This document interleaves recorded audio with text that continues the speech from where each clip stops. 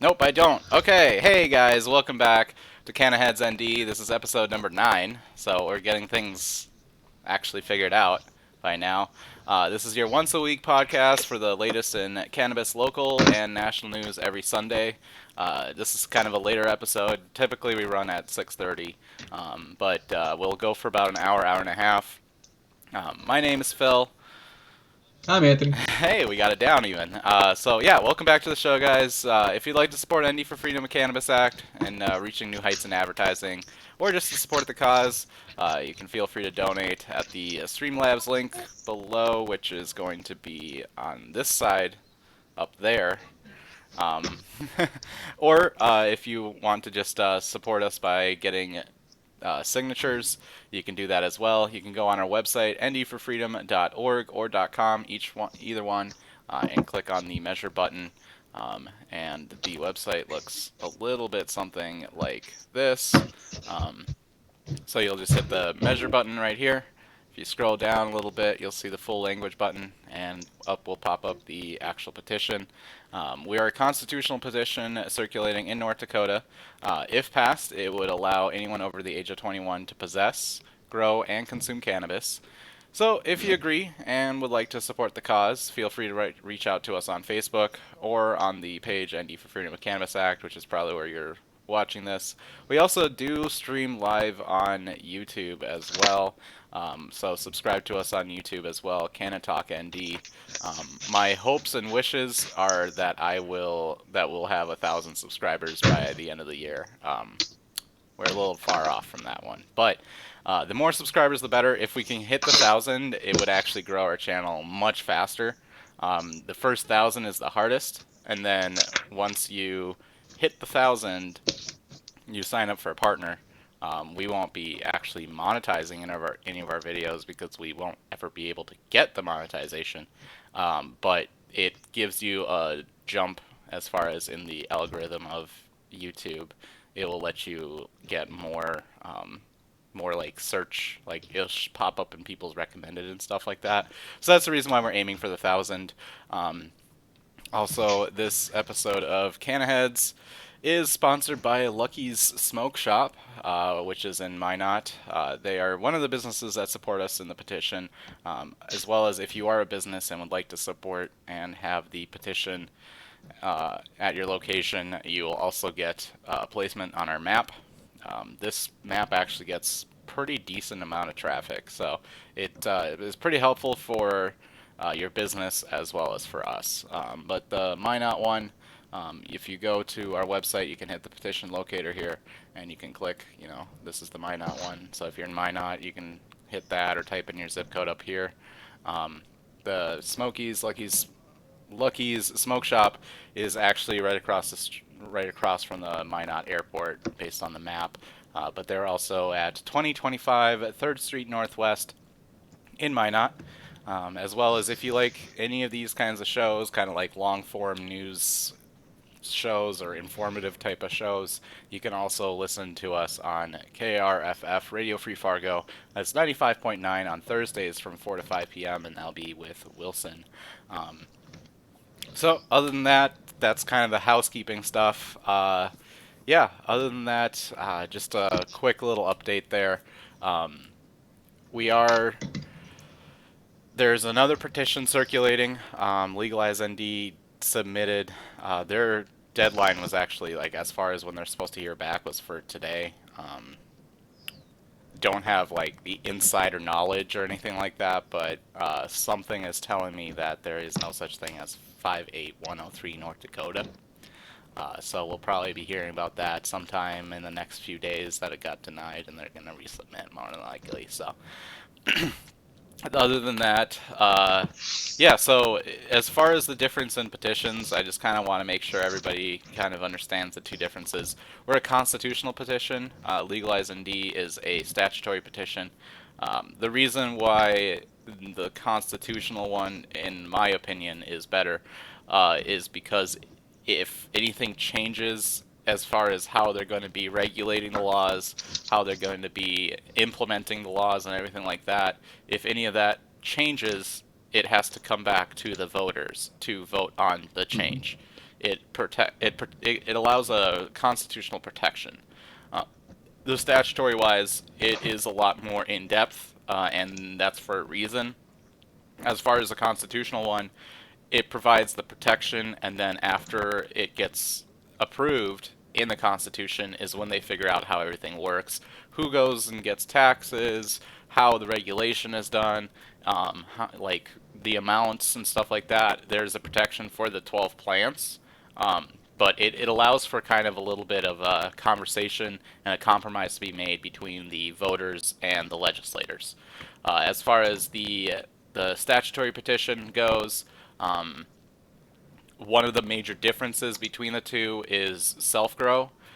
We because the way that it's written is 12 plants. Six of them can be mature, six of them can be in seedling form, and that allows for people to not have to um, pay the exorbitant prices that are usually attached to recreational cannabis.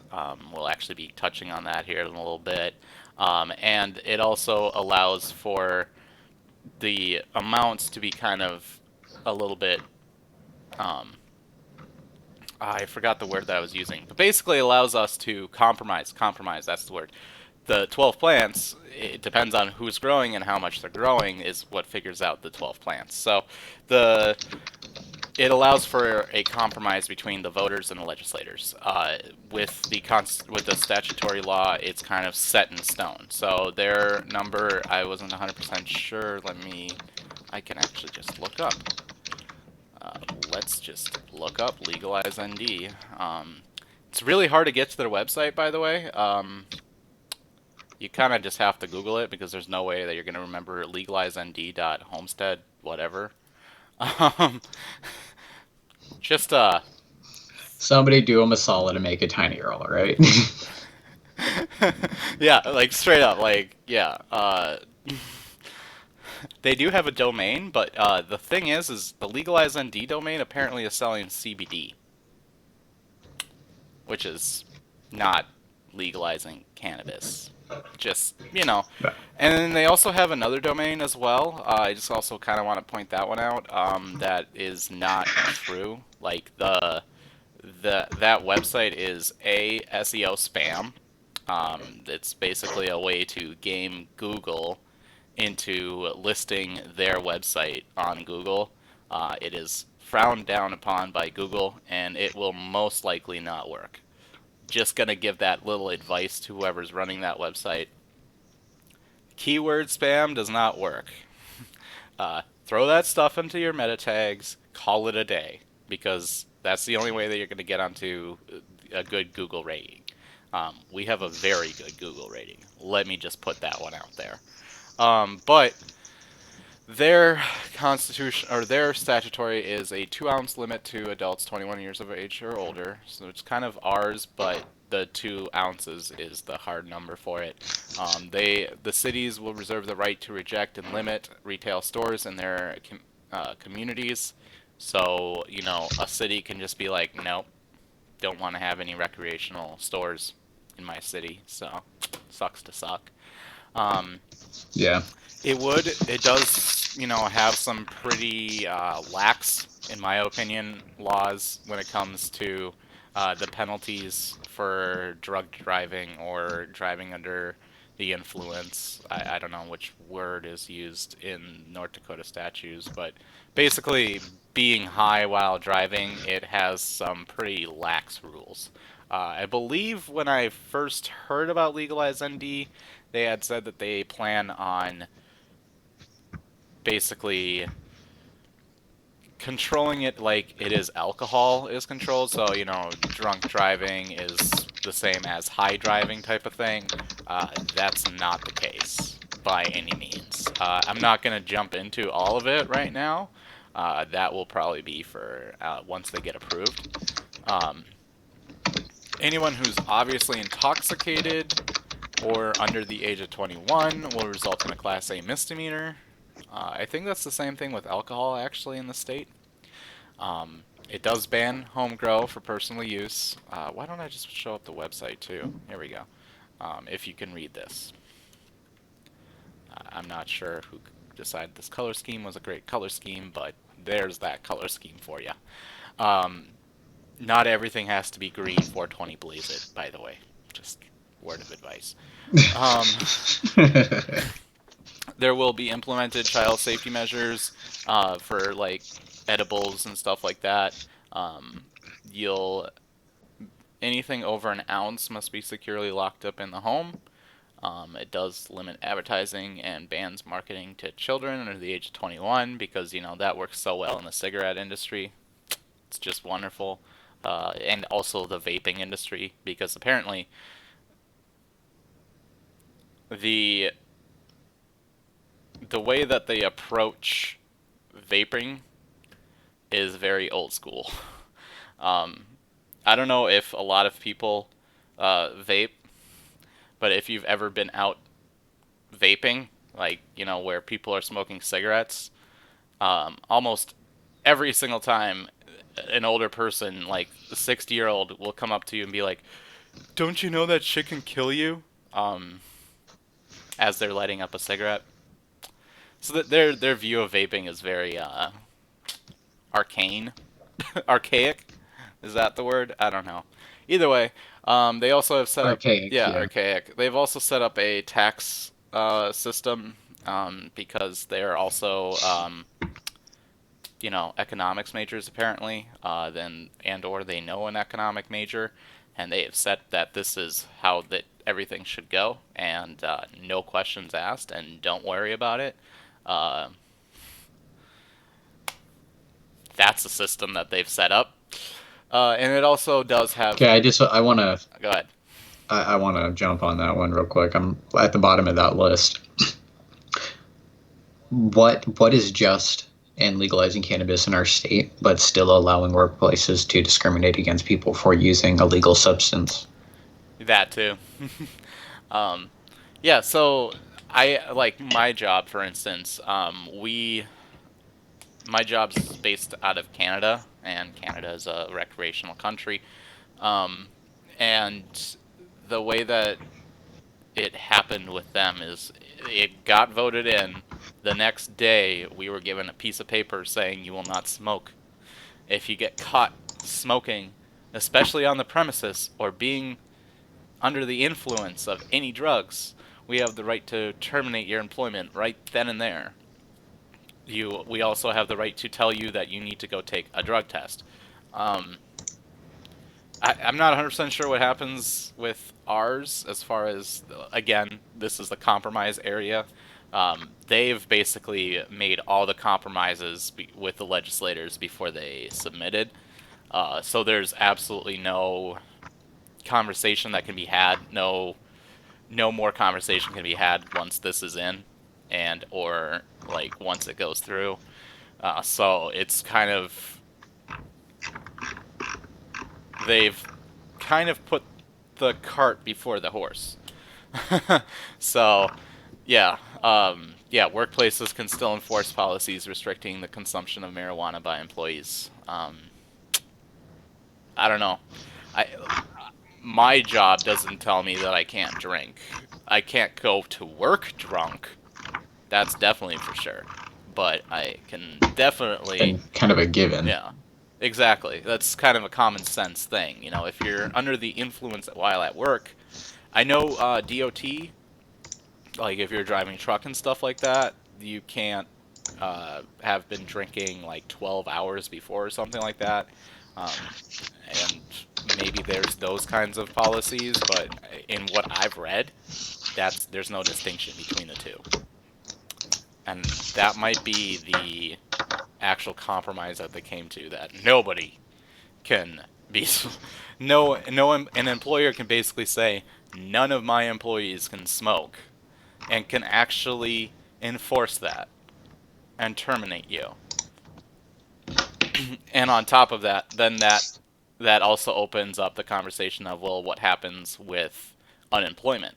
Like, then that just, you basically have already made the decision that unemployment can't be paid out, because that's a valid termination type of situation where you agreed to something, you broke that rule, you're probably not getting unemployment unless there's other circumstances behind it. But if those are the only circumstances, then yeah, you won't get unemployment.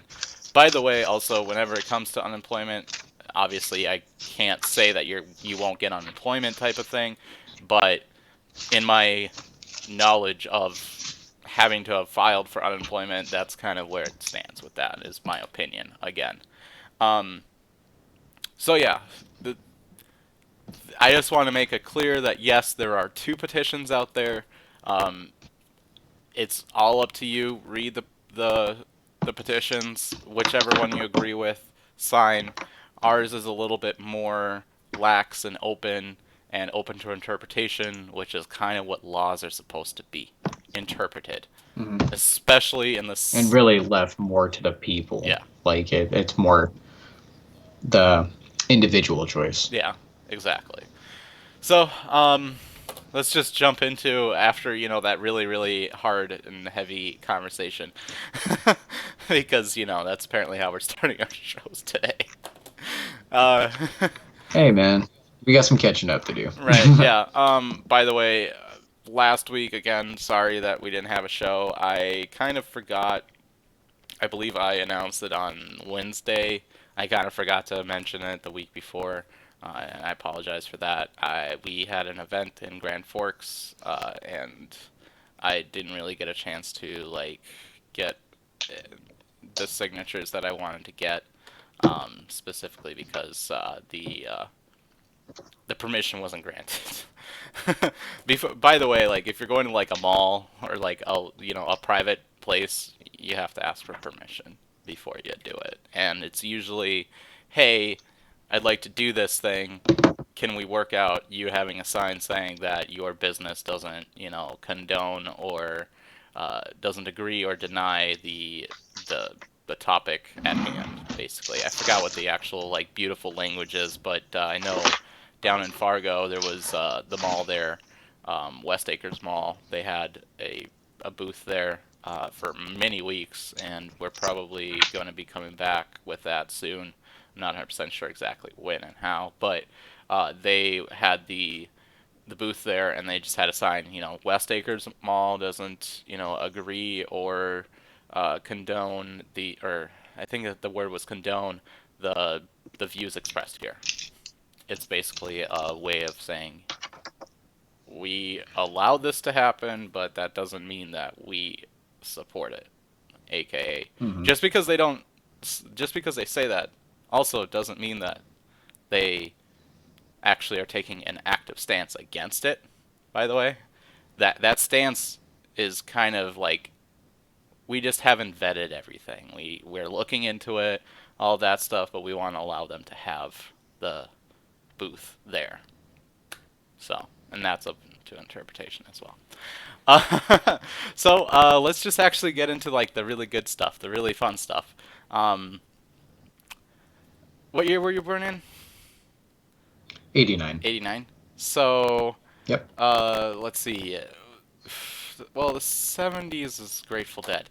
Anyway, Jerry Garcia from the Grateful Dead, his estate obviously had passed away, so his estate, his family, um, is opening up a cannabis brand. Um, so kind of the how Post Malone, Snoop Dogg, Bob Marley, and Willie Nelson, they have their own brands. Obviously, Hmm. Bob Marley and I don't know, is Willie Nelson still alive? Yeah. Is he? Okay. He was actually in the news recently. Kind of cut to a different one for a second. He quit smoking cannabis. Actually, Oh, did he? yeah. I mean, he's still using cannabis, just quit smoking. Oh, okay. So he's kind of going with the edibles and that route. Yeah. Got it. Yeah. So they have he'll have his own brand.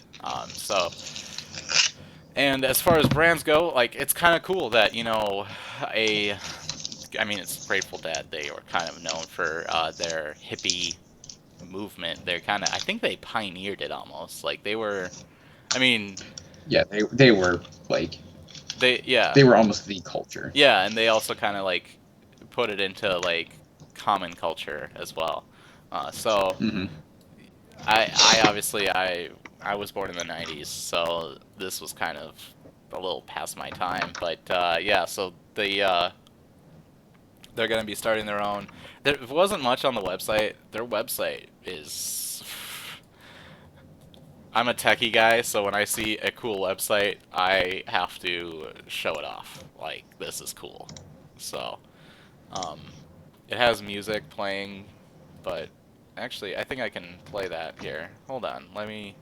Yeah, so I'm let's. actually checking it out right now. That's cool. Yeah, it's one of these that have the thing. Okay, here we go. Oh, wait. This is very professional, right here.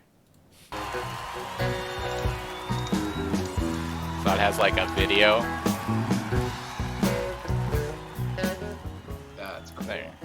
Yeah, and it's like, as far as video editing stuff, this is actually pretty cool.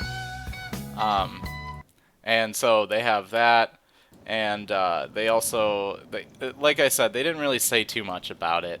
Um, they just kind of have this little like quotes here. Magic and bliss, exploration and celebration. A simple, free, and optimistic life. This is Jerry Garcia's unique personal legacy as an artist and the inspiration behind his namesake cannabis product line. Like his music and art, and unlike any other product available, Jerry's signature cannabis collection will be spontaneous, revelatory, I don't know how to say that word, healing, and anything but ordinary. Um, so it's a pretty cool website. It's going to be coming summer 2020.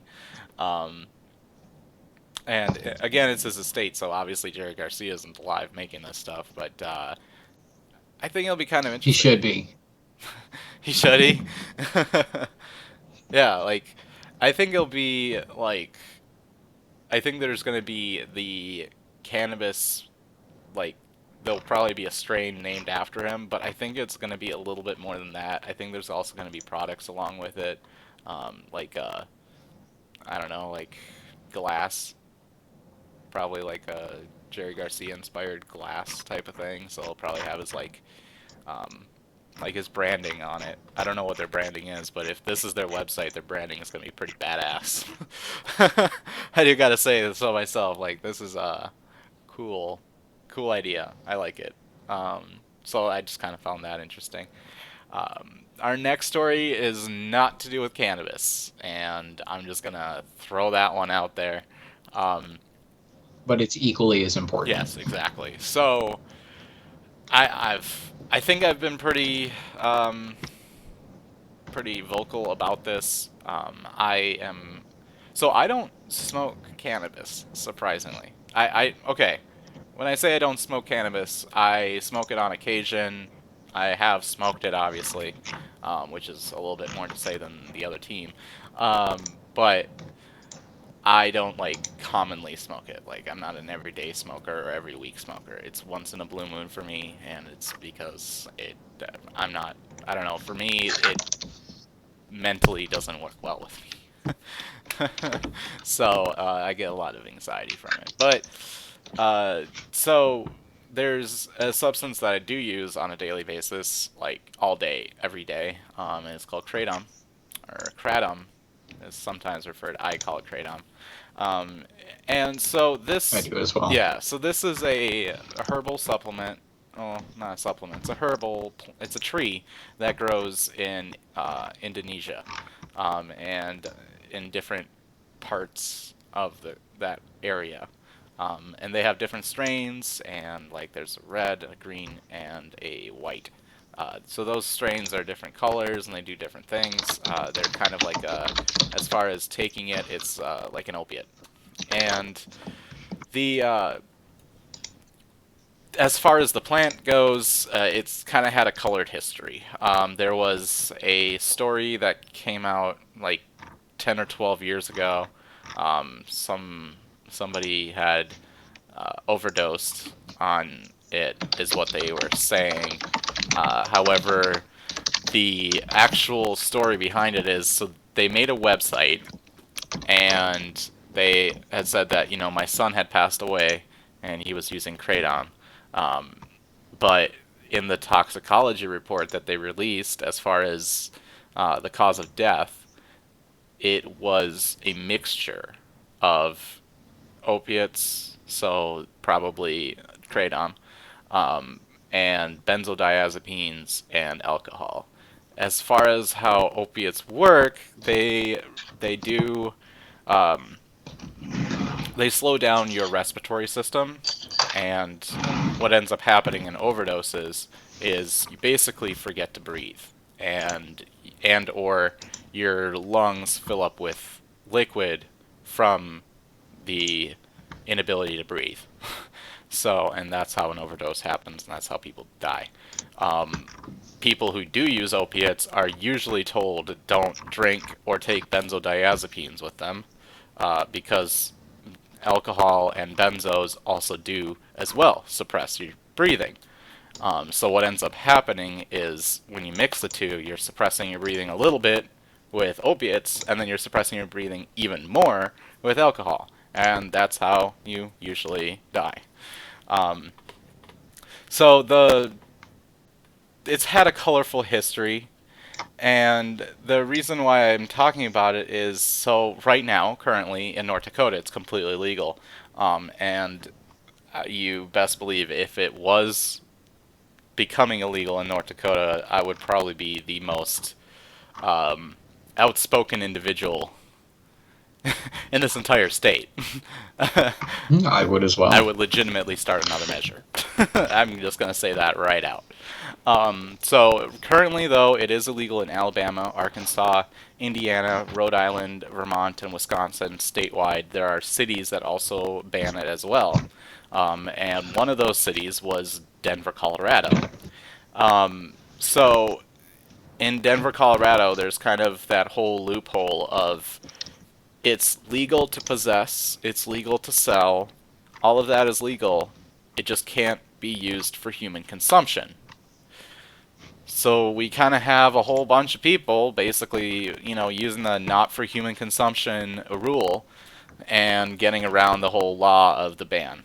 So there was a package seized in Denver where where it had crossed. It didn't even it wasn't even the final destination of that package was not even Denver. It had gone through Denver and it got nabbed there. The FDA had seized wow, a couple tons of this stuff.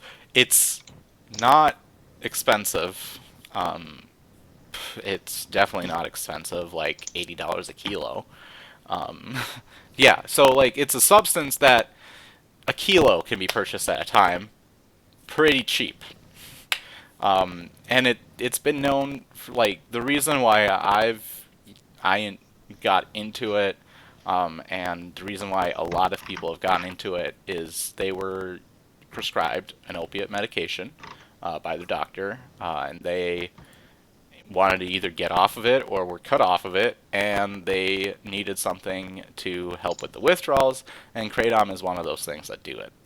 Um, there's people who, they get pregnant. Obviously, this isn't, I don't, I don't have an opinion on it because I'm a guy. So, like, you know, but there's people who swear by it as far as being opiate addicts, getting pregnant, and using kratom to get off of opiates while being pregnant because it's not. I guess from what I've understood, it's not dangerous. Again, it's a substance that you're using while you're pregnant. So, again, I don't have an opinion on that one. But um, That's one of those like speak to your doctor yeah, definitely. kind of things. Like, don't take our advice. We're not doctors. Yeah. Yeah, when it also, yeah, by the way, let me just preface this. Not a doctor, not a lawyer. I have opinions. That doesn't mean much. Lots of those. Right, yeah. So there's a lot of talk about it being um, banned, making it illegal federally. And there's a lot of conversations of it. Wait, you guys don't have the. It's kind of the same thing with cannabis was. You guys don't have all the information. You guys haven't done any research. You guys are just banning this because some people have been irresponsible with it, and were having problems with their lives, and they ended up fucking up to the point that they were put in jail, stuff like that. And they associated it to kratom somehow. It's kind of the same story with cannabis as far as how the whole banning federally went. And so there's some organizations that are for it, and some of them are against it. But right now, one of the biggest things, and this has been for a while, but it's kind of coming up to the year mark, and this is kind of the reason why. There is a study done by the McCurdy UF Institution. They received two grants from the NIDA, so like the Drug Administration Abuse Place people. They got $6.9 million to study the various effects of kratom and its alkaloids. Now, as far as kratom goes, there is a lot of alkaloids, kind of like how cannabis has, CBD, all the different cannabinoids in cannabis. I'm definitely not the one to know every single one of them, but it's the same thing with kratom. So you have the actual active substance, which is what's it called? Um,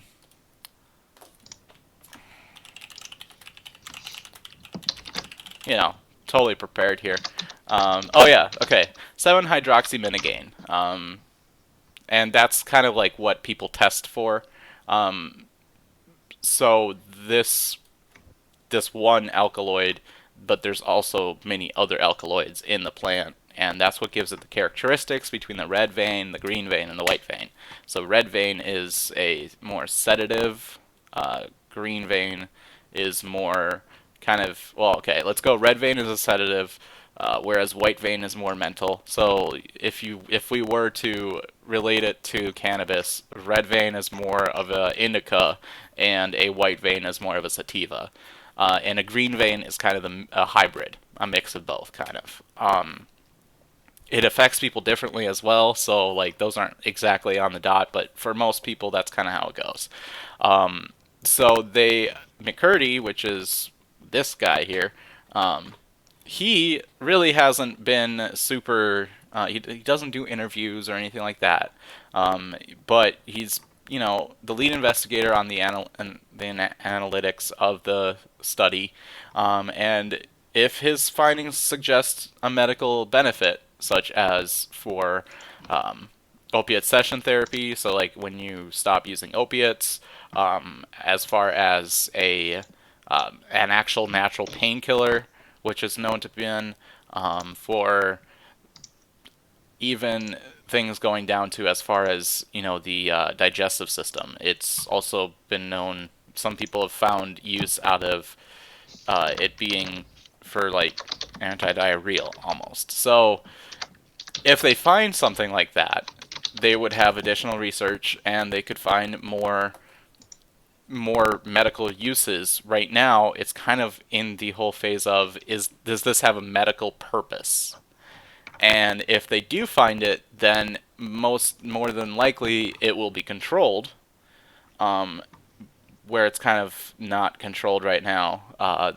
There's been multiple different issues. There was like 2 years ago.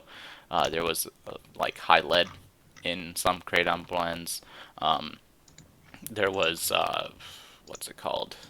The thing that lettuce got recalled for. Oh, E. coli. E. coli, yeah, there was like an E. coli. Or salmonella. Salmonella. I think Salmonella was the big scare. When I started taking kratom, there was a big thing. The vapor shop here in town, they actually started asking their distributor to send lab reports. Yeah. Or send off for lab.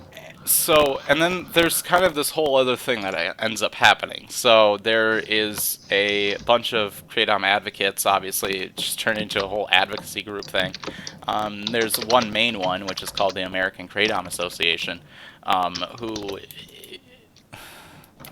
has good intentions, but really, really knows how to fuck things up. So what they do is they do testing on different vendors that do sell kratom, and they say, where do you package it? What's your lab reports? And most of these do have lab reports. The one that I go through, like my supplier that I go through, they have lab reports for every single blend. They do batch testing though, and the AKA apparently has an issue with batch testing. There's different groups that kind of come out from the AKA, American Kratom Association. Some of them just bully vendors just because they are mad at the world. I don't know what's wrong with them, but that's what they end up doing.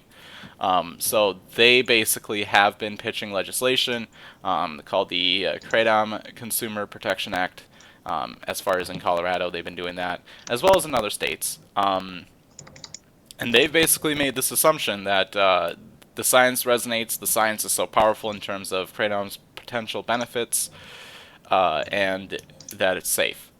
So the whole entire story of the kid overdosing and their parent making a website, it kind of is like a spin in the face of that. Um, there was there's still a lot of people that believe that that was the main cause of the overdose. It's just kind of like, as far as how cannabis is as well. Like, the reason why I found it interesting, the reason why I wanted to talk about it is you can kind of see a look in the past of what happened with cannabis, with what's happening now. So there's groups out there that say that they have the research. There's groups out there that say that they don't have the research, and then there's the people that are spreading false rumors. That's essentially what it is. But he did say that in an interview with McCurdy, right now our approach is, let's get the science, let's see what it tells us. He says, if the science tells us it's bad news, we'll definitely report that, but if the science tells us there's great potential or some potential to help those suffering with addiction, we definitely want to tap into that and find out as much as we can. When it comes to the addiction part of it, again, I might be a little bit outspoken when I say this. Methadone and Suboxone is not the answer by any regards. It could have been the answer, but the way that it was handled is definitely the wrong way. Even naloxone, the company that made oxycodone, well, didn't make it, but the ones that own the patent to it and were pushing it like crazy are the ones that are selling naloxone. They're the ones who make that. And that's their brand. Naloxone is the brand. And that whole entire thing, paired with Suboxone and Methadone doctors, there's been countless issues with Methadone. There's been countless doctors that basically just prescribe it like crazy. I know a couple people in recovery as far as opiates go. Their doctor, their like the I forgot what the technical term is for the addiction doctor, but basically the doctor that specializes in addiction will prescribe them Suboxone, and then the next sheet over is going to be benzodiazepines, which, again, like we were saying before, causes overdoses. So, there's some doctors that are not okay, and there's that whole entire thing, and this is what happens when you have a huge epidemic. You have a whole bunch of people who want a substance, who will procure that substance no matter what, and then there's the medical workaround of, let's get these people high, and then we can also ruin their lives on top of it. And it's kind of the same thing with cannabis. We have a whole bunch of people who, it doesn't matter the law, they're going to procure it. And then we have a whole bunch of, well, we have the medicinal thing, and cannabis has a medicinal purpose, much like opiates do. They do, surprisingly. But then you also have people who abuse the system, you have doctors who abuse the system, and you also have government agencies who abuse the system as well. You have, for instance, in North Dakota, you have a government agency allowing only 2 grow operations for medicinal marijuana. And they run out of cannabis, and then they say it's your fault. This wasn't what passed. This isn't what went through the legal system. Or this isn't what the voters voted for. This was, the voters voted for something. Everybody agreed to it. The legislators, and I think there was even a quote of it, will take care of it, or something along those lines, took that measure and were like, okay, well, fuck that idea, well, fuck this idea, and here we go. This is what you get. And it's kind of a broken system. Yeah. And Yeah.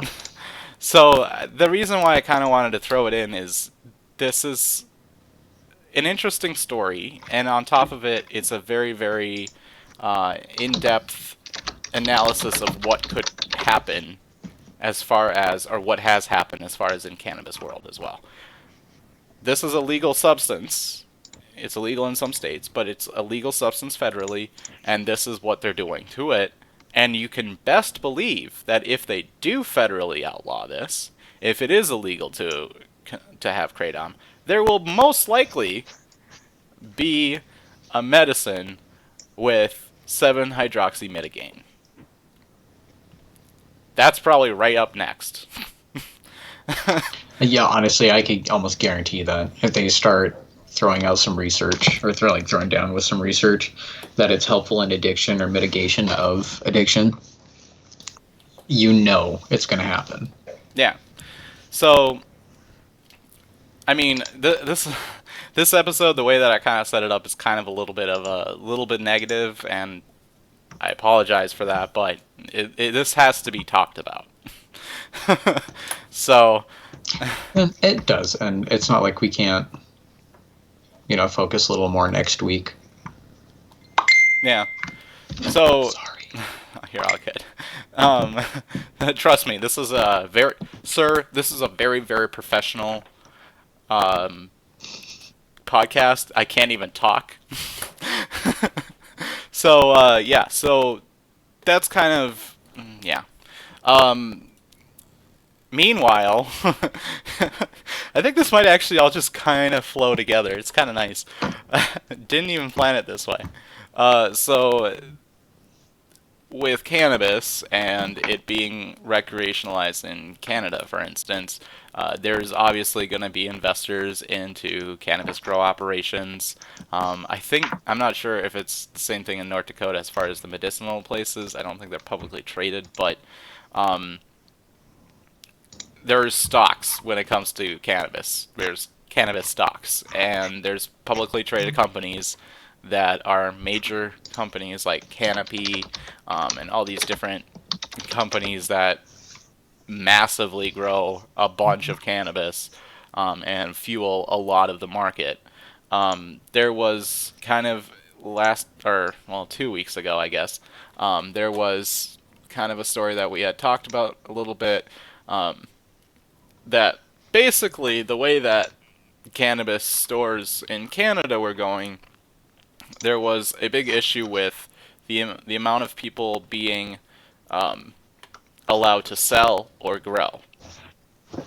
There was obviously tight oversight as far as how, the stores were managed, and like how they were able to do background checks, and basically like a really, really strict set of rules that they all had to adhere to, and there was a lot of checking into and all of that stuff. But because of that, and because of the amount of applications that they were receiving, it was taking about 341 days to be approved for a sales license. So you want to start a dispensary, you have to obviously get a license for that, and it took on average 341 days to approve, which is almost a year. So, and it also took anywhere from 18 to 21 months for them to approve an application of an existing greenhouse project that simply just needed to be retrofitted. So they were changing the way that they were growing, and it took them 18 to 21 months to be recertified. And in that kind of situation, it's because they're probably doing it for the safety of their customers, and or allowing to be able to grow more, and then you're basically curbing that. And because of that, it basically kept off the market from getting the cannabis, and I think it was in the first week that it became legal. As far as the day that it became legal, there was a story saying Canada has run out of cannabis. And yeah, I remember reading that. I remember laughing really, really hard. I think it was days. I think honestly it was days before. It wasn't even a week. And so they obviously were having issues with that. Well, it kind of started and spurred this gray market type of thing, where they were some stores were popping up not licensed and just selling and just waiting for that license to go through basically and hoping to never get caught. Some people were just procuring it in massive quantities from other facilities in the country and were driving it to other continent. What is it? Providences. That's what it is. Other Hmm. providences in Canada and selling it there and kind of selling this whole black market thing. And because of that, they weren't paying taxes on that.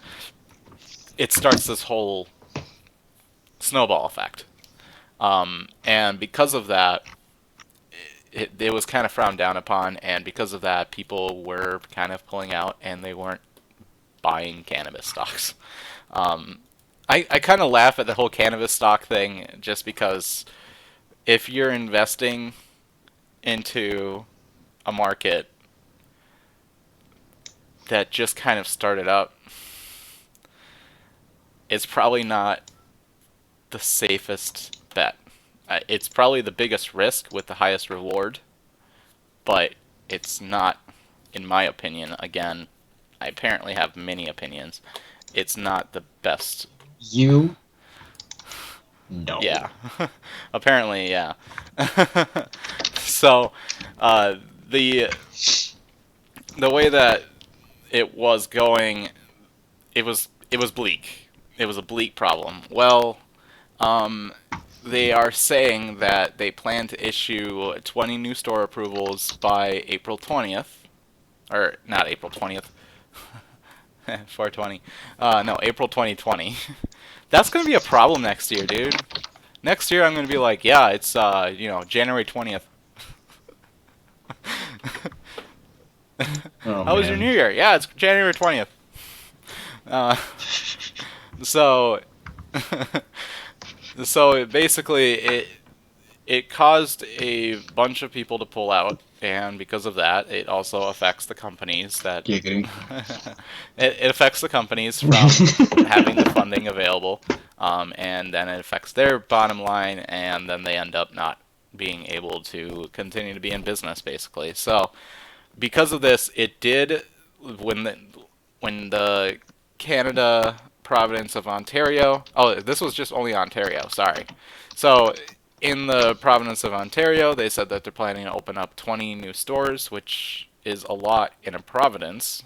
Um, that's everybody rejoiced, and because of that, it kind of started a um, a conversation between, okay, so we had these businesses that were selling under the table, and it it kind of started this whole price war. And because these stores are going to now have to pay taxes on it, well, then you're going to have to start paying more for these products. Like your price per gram is going to go up, and will the market, since it's so used to, I don't know how much it is in Canadian dollars, but like $15 a gram, will the market be okay with paying $20 a gram if it's purchased legally, or will they just continue to sell or purchase illegally and not pay taxes on it? Um, so basically, this is certainly a better than the status quo. Bill Kirk said this. In the fight to take share from the illicit market, which is a 80% share, access to stores has been the major issue, and now that that's opening up, they aren't sure if that was the only obstacle that the market is facing. And they said that Canadian consumers said that they are still using the black market due to the price, convenience, and quality. So they're not even sure if that's enough.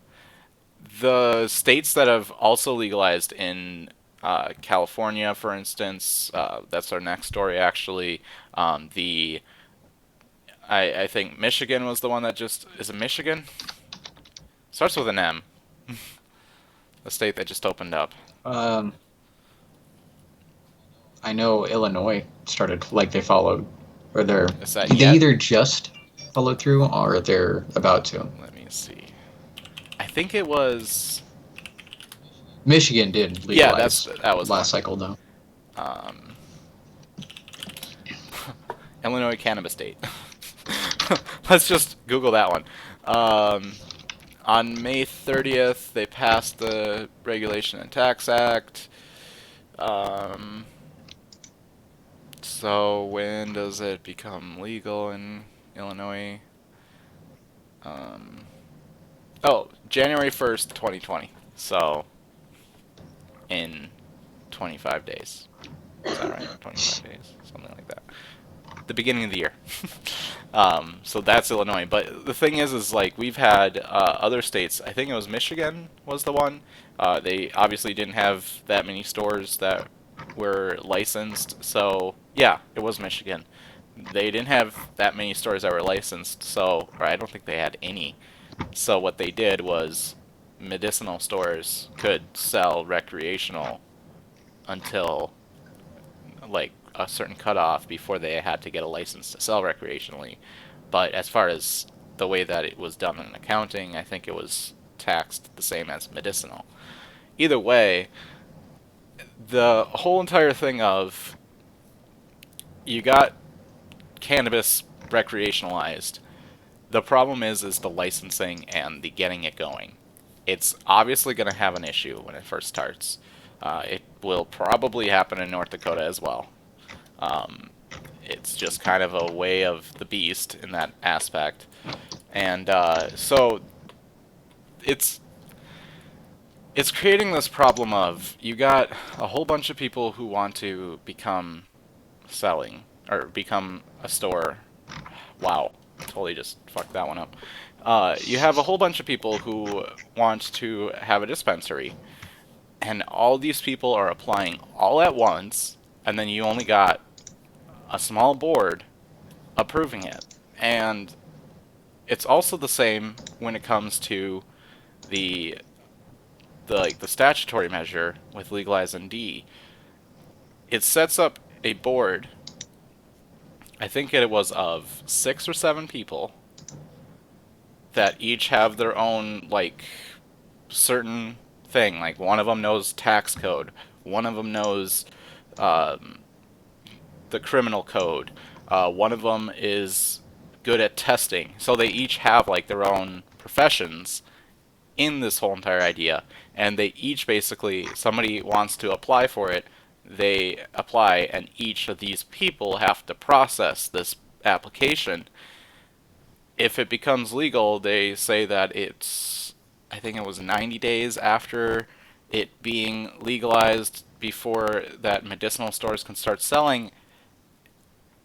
That kind of plan to action is going to be an issue in North Dakota no matter what, if it does become legal. It is becoming an issue with every Mm-hmm. single state that is actually legalized, and it has very long-lasting effects. Specifically, this was a really good transition. Specifically, like in Illinois, there was a bust, a huge bust, of a bunch of stores that were selling cannabis, and they weren't licensed, they weren't paying taxes. They were probably paying like for their employees taxes and stuff like that, but they weren't paying taxes on the product. They weren't appending a sales tax to it. They weren't getting the tax stamp on their products. They weren't paying the laws, like what one of the major things of recreational cannabis and what a lot of people say. And again, I might have the unpopular opinion, but this seems to be the reality. It's an issue with every single state that is legalized. It might not be a huge talked about issue, but it has long lasting effects. Obviously, I'm not saying, you know what, no regulation, nothing. Just if you want to sell, pop up shops everywhere, doesn't matter, just sell. You kind of have to allow for maybe a intermediary, so you can be on like a probation for 90 days while your application is processed. these are the things that certain states I probably wish that they could have done. And these are the things that we can, if our measure passes, that we can talk to legislators about having happen. That, hey, look, I know you want to, make sure that everybody has a safe product. I know that you want to make sure that there's no price gouging. I want you to make sure that, like, we know that you want these things, and we know that the customers want these things. But you have to allow us to be able to start this up, or else this might be a bigger issue than it was when it was illegal. And it's had long-lasting effects because California has been, what, 5 years? Like, Yeah, let me look, actually. It's been a minute. yeah, so it's basically the state was under pressure from California's legal industry to do more to stop the underground pot activity or pot economy, such as Los Angeles and other cities that often the stores just operate in plain sight. And roughly 75% of the sales in the state remain under the table. And a major topic of discussion when it comes to, well, why don't you legalize it, is just that. The the amount of money that you can make as far as in taxes is insane, and this is good for the economy. This is good for everybody. Everybody wins. It does, unless you basically shoot it in the foot from the starting gate. I mean, if you, You know, huh? this is going to trip you out a bit, but California's only been recreationally legal since November of 2016. 2016? Oh, 3 Yeah, years. feels like a Yeah. lot longer. That's crazy, because I honestly I thought it was 5 years. Maybe it was medicinal for 5 years. Yeah, that's been around for Yeah. a while. So basically, they have a Bureau of Cannabis Control and the Department of Consumer Affairs Cannabis Enforcement Unit. They served 24 search warrants on, well, I'm guessing 24 unlicensed shops from Tuesday to Thursday, and they seized about $8.8 million in cannabis products. They confiscated nearly 10,000 illegal vape pens and $129,000 in cash. So, oh no, yeah. It says January 1st of 2018 is when California kicked off the broad legal sales. So, I don't know. I think you're right, but I don't know. But basically, you're the whole talking about the tax incentives for states to legalize is a very, very good conversation. But just saying it and having that as your talking point is not really talking about the whole entire issue, the whole entire topic. You you basically are saying, yeah, the states can make so much money, but you really don't have a system in place for how they can make that much money. And not to brag on Legalize ND, but it's basically the same idea. They haven't set up this whole, you can be on probation type of thing. They obviously do set up the testing of products. I mean, that's one of their major talking points is the vape pens. And honestly, if I hear another vape story one more time, I'm pretty much gonna freaking flip out. Um, Understandably so. We had that crammed down our throats for cannabis fucking cannabis weeks. vape cartridges are killing people is not the full story. China knockoff vape cartridges are killing people. And Or vape cartridges somebody made in their garage. yeah, but you know what the best fix for that is? Apparently just banning flavored vapes in general that contain nicotine and no cannabis in it. Or cannabinoids in it. Yeah, apparently that's the fix.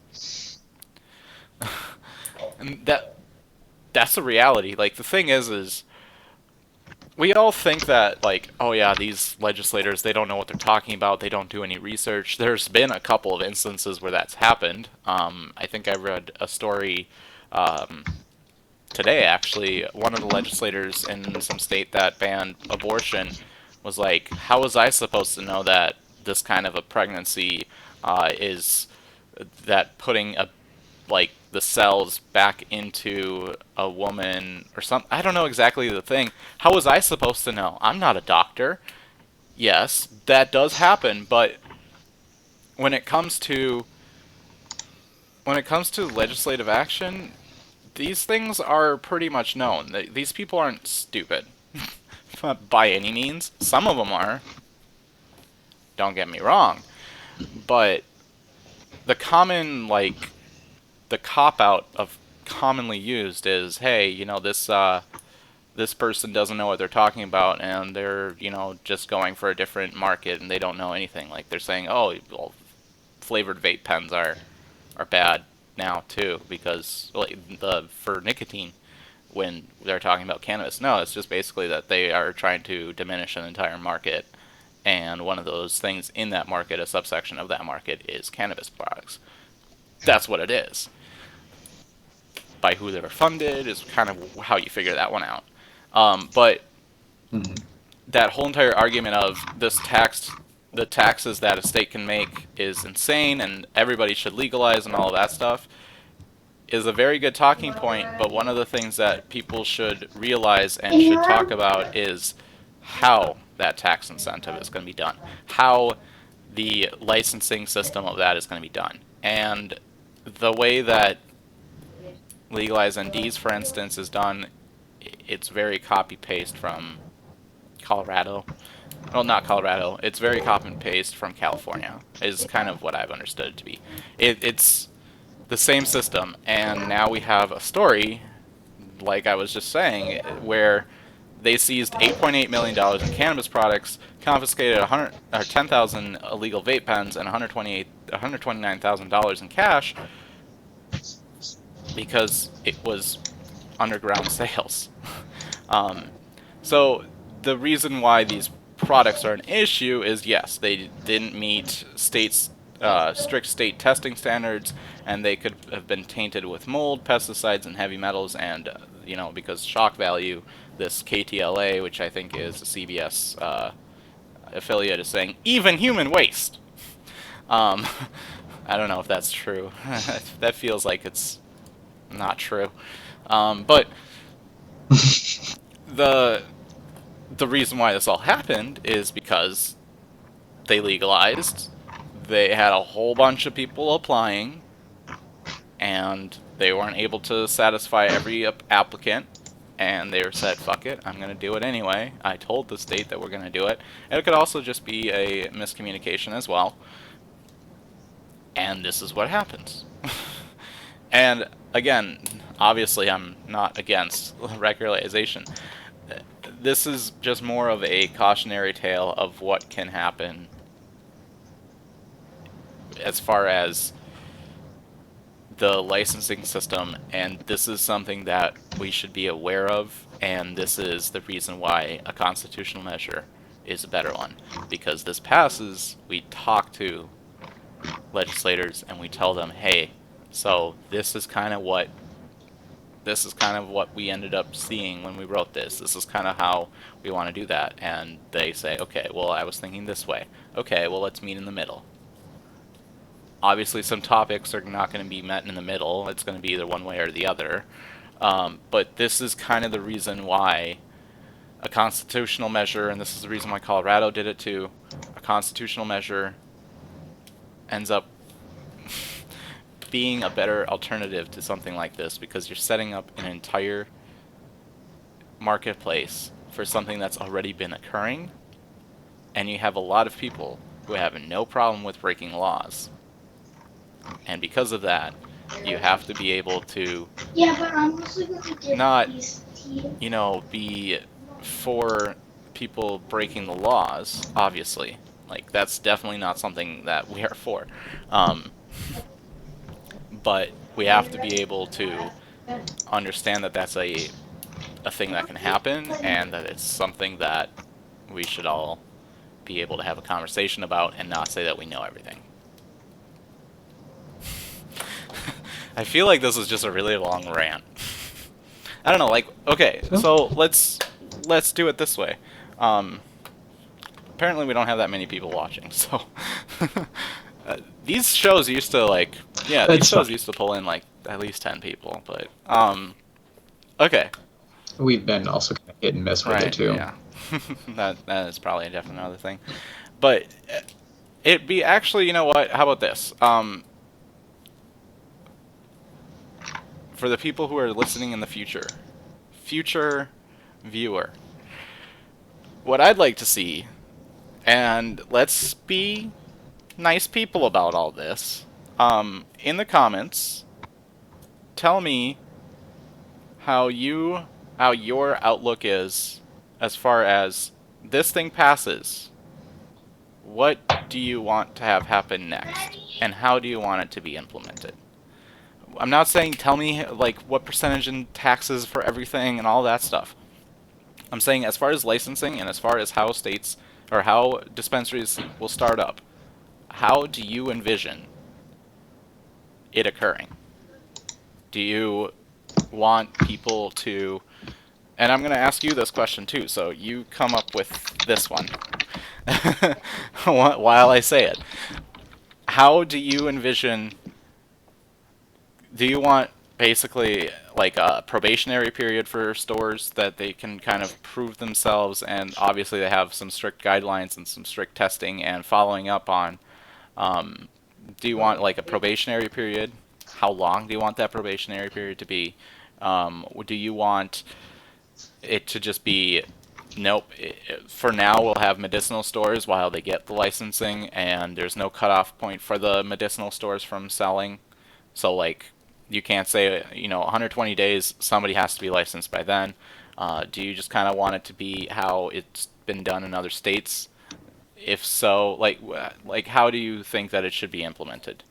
I would say follow the example of other states. If it's successful for other states, I don't think we need to put more bureaucracy into it.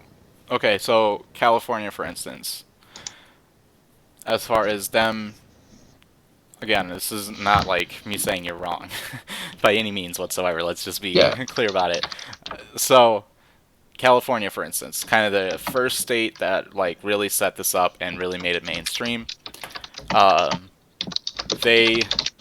believe the way that their system ran is first they went medicinal, obviously. So they kind of had some medicinal like groundwork laid down. So they recreationalized it. They allowed sale from medicinal stores until there was licensing for it, and then there was a whole bunch of people that applied. What do you envision happening if, okay, so say you're the head of cannabis in California. You're just the main guy. You're the only one that applies. Or you're the only one that makes this decision. Mm-hmm. You have 600 applications on your desk. How do you set up who you look at first? Do you just go from the top of the pile? Do you go for the biggest chain that could be a huge company that's been in other states and that they have the capital to pull a lot of people? I guess if it were me, I would just pull from the top, just out of fairness, or a first come first serve. Yeah. Okay, and then as far as the whole black market sales and stuff like that, is that a accepted medium? Like, hey, this is an accepted evil that we just have to deal with. It's fine. Do you go stricter on those people, or is that an issue in just general? I wouldn't pay much mind to it. It's proven that even in legal markets, you still have a black market that's going to flourish to some extent. Right. Yeah, and another thing is we don't need more Reaganomics. Right. Yeah, I mean, like, I'm not obviously I'm for the regulation and for the tax incentives and everything like that, but I understand that not everyone's going to follow the laws. I mean, it's going to be a thing. It's going to happen. And like I said, it's hard to say, a certain date like, hey, these stores can be a probationary for 120 days. If they pass, then they're licensed. If they are, you know, in a if they've messed up once, do they have another chance? I'm not like exactly on that one, but for me, my personal opinion, I think I've said it before, but it's a probationary period for stores to start. If they fuck up, barred for life. So, like, if you don't test your products and you have a whole fuck ton of heavy metals in your cannabis, you shouldn't be in the market. um, that's my explanation for that one. I would say like grace, like a year, and then you could try once more, and then you'll be checked in on. Yeah, but then you got, and that's the issue with mine.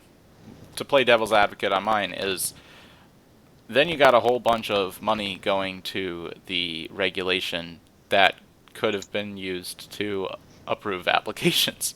I mean, I'm not saying, okay, this is North Dakota, so we're not talking hundreds of stores. Maybe we are talking about hundreds of stores, 100, maybe 200 stores tops. California, for instance, probably thousands, tens of thousands of stores, um, simply based on population. And as far as California might not work out, as far as the regulation, or as far as following up on stores and stuff like that. Like, the I think it's the same thing with health inspections in restaurants. You would be surprised how little they get inspected by the health department, even in North Dakota. Oh no, I know. Like, If most people knew how lax their food was being, like the oversight is for their food, you'd never eat out and again. also how lax even we are getting inspected. Like, I ran Mm-hmm. I didn't run a Subway. I was a store manager of a Subway. We got a health inspection. That I was the guy that came and inspected was like, hey, where's the previous owner? This store was out for about 5 years under the new owner. He had come in, he did his inspection. There was quite a lot of things that I was like, oh shit, we're gonna get so fucked. Like, it wasn't like anything major, like we weren't not washing our hands or anything like that, but it was like okay, so Subway policy is it's totally fine to have the same gloves for meats. So you make somebody's sandwich, you make a spicy Italian, the next customer comes up and you make a turkey sandwich, you don't have to change gloves. Um, the health inspector looked at that, was like, should probably work on that. We're not going to write it down on the application or on the thing. The only thing that they got us for was a mop sink that didn't have the proper splash guard behind it in the back room where there was no food. They're like, yeah, so that mop sink just needs new drywall behind it. That's it. Yeah. But yeah, I mean, And, fair enough, right? Common yeah, sense. but then I was thinking, like, there's no food around it. Like, I can see mold being an issue, but there was no mold there. Yeah. There would be mold there if I had Yeah. drywall. And that's a big one is mold building up like under Yeah. surfaces.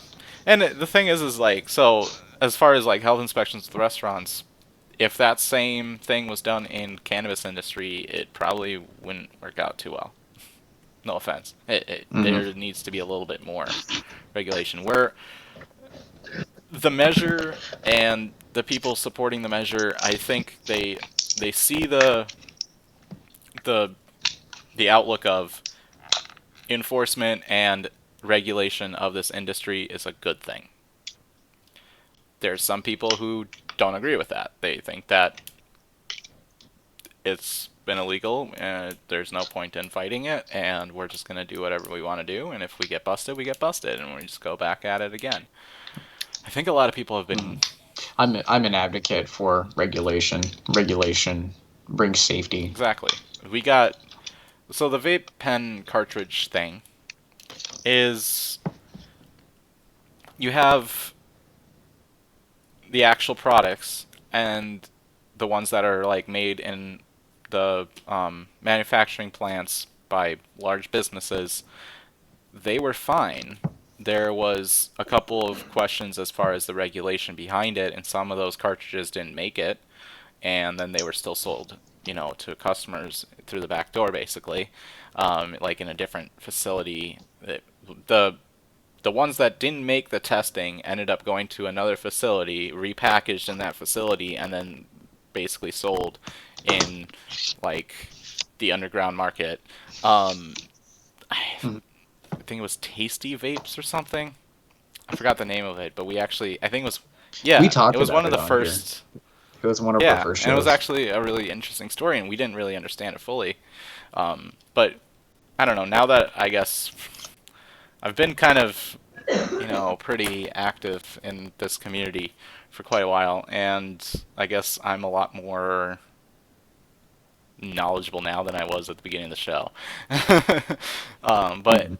the there's going to be obviously more follow up to these products. But as far as like the vape pens, we had those types of situations, but most of them was either I found a tutorial on YouTube and I'm just gonna do that in my garage, and oh whoops, I don't have this oil, and I have this other oil that Bob on in the comments said that hey is totally fine and it's totally cheaper, so I'm just gonna buy that one, and it's Mhm. called vitamin E acetate. And yeah, so then they end up doing that, and then they end up vaping on that for a couple weeks, and they get sick. um, and then you had the other ones of knockoffs of different products, like you know I don't know what the name of the of different, I don't have one off the top of my head, but like Tasty, and then vapes with a Z instead of an S or something like that for that product line, made in China and Mhm. 50% cheaper, because some guy found Alibaba for the first time in his life and ended up purchasing a whole fuck ton of this product. And then they ended up being like, well, either A, just changing that Z into an S, like you see in knockoff jewelry and knockoff clothes and stuff like that. The way that that system works is you buy knockoffs of a product, and then you buy the packaging for that product, and then it's Mhm. not illegal to buy packaging for a product, but it's illegal when you put the two together, so they get it shipped That's separately. exactly how Dank Dank Vapes Vapes, that was the name of the came to company, be. yeah. It's a it's just a marketing company. They're not an actual cannabis company. Was that was the story that we had? Oh, was that the one? No, no, that Oh, was a different one. That like you were the tasty vapes or whatever. Yeah, we did talk about that where it's like they're unapproved or whatever. They were basically selling it out of the yeah, back of the store. yeah, and But a lot of the vapes that are messing people up, it's dank vapes. And it's basically anybody can make the liquid for these cartridges, and they sell you the yep, packaging, yeah, and they, and then you can sell it. yeah, and you see that with like Louis Vuitton and stuff like that. They will buy, Mm-hmm. huh? Gucci. Yeah, Gucci. Yeah, so you'll see. There's a show, I forgot what it's called. It's probably by Vice, where they kind of jumped into all of it, and they're like, okay, so there was a very famous case where he would go on Alibaba, basically, which is a Chinese marketplace where if you want to mass produce something and you just want to make a cheap thing of it, you go on Alibaba, you can talk to a manufacturer and be like, hey, I want 1 million of these things, and I want them to look like this. And they will say, okay, here's a sample and all this. And it's those samples that they resell. There was a very, very famous case of sunglass manufacturer that was making like high-end sunglasses, like Ray-Ban type stuff, and then they were the ones that didn't pass inspection and stuff like that. They were selling that on AliExpress. Well, this guy ended up finding out about this and ended up buying a whole bunch of these knockoff, like didn't pass muster Ray-Bans and selling them as Ray-Bans on the internet as the Ray-Bans price, which was apparently like hundreds of dollars. I can't imagine paying a couple $100s for sunglasses, like non-prescription sunglasses. Anyway, so they ended up busting this guy, and like there's a huge story because like people figured out that this was a knockoff, and he'd like threaten them and all sorts of stuff. It's kind of the same thing with cannabis cartridges was going on. Is they found a guy who and on Alibaba that will sell you like the dank vapes cartridges or the tasty vapes cartridges, and then you just they unscrew basically, and you just fill them up, and then you tighten it tight enough to the point that it doesn't look like they unscrew, and then you sell them, and you say that they're tasty vapes and that they're at the same price as tasty vapes Mm-hmm. when it's like 10% or $10 juice that you put in there. And then you basically had a whole bunch of these people being like, well, you know what would be really, really good is if we got this into a legitimate store. So they talked to a store. They were like, hey, I got these legitimate products, totally legitimate. Trust me, I'm a doctor. And got their product into those stores, and people were buying it. And that's how you basically have had this whole vape cartridge crisis. And those things are pretty hard to follow up on, and kind of going back to the the topic is it's going to be hard to find out about stuff like that, and it's going to be a lot more money and a lot more enforcement of that than you would have like in a restaurant, that had a cockroach in your food. Like they only come when somebody says, I found a cockroach. They don't come randomly until you need to get a new license. Like, hey, your 10 years are up. But you got to make sure that Yep. you can go for another 10 more years. This is more of a having to follow up beforehand because the dire circumstances. One guy eats a cockroach. They eat a cockroach. They can get sick. But one guy sells a whole bunch of fake vape cartridges, or I guess we'll go to this KTLA website saying, cannabis with human waste in it, and you got a bigger problem. You got a lot of a bigger problem. You got a lot of people being affected and not sure who to blame. So, the question that we had asked is, how do you envision from day one? It's a huge question, and I'm not expecting people to answer every single one of these questions. So, but in the comments, And Phil will be so kind as to type out that question and post it on yes, Facebook yes, or in the yeah, comments. I'll probably put it in the comments. Um, you know what? This might be a thing that we do from now on. Question of the day, Or like a question question of of the the week. week. Yeah, I kind of like it. And That is a good idea. Maybe poll it. yeah, we could do a poll too. Yeah, you know, and here's another thing. Let me just preface this. Um, just because somebody has a different view than you does not mean that you have the right to trash them. Um, Don't be a yeah, dick. and Plain and and if simple. you are a dick, we'll ban you. Yep. And you can't go and post on community or committee for compare.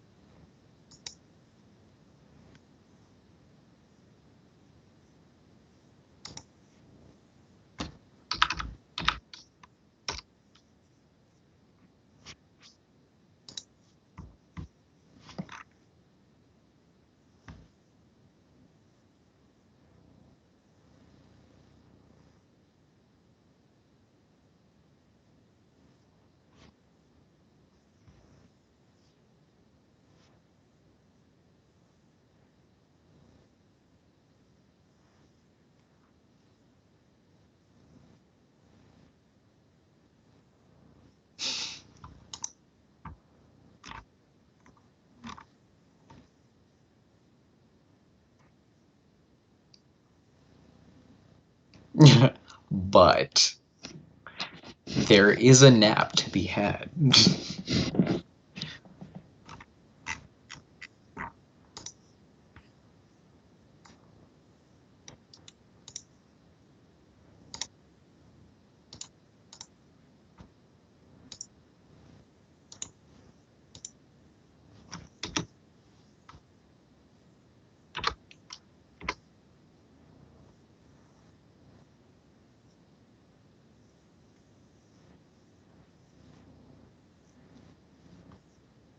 I am Anthony. Oh, what? I am Anthony. Me. Person.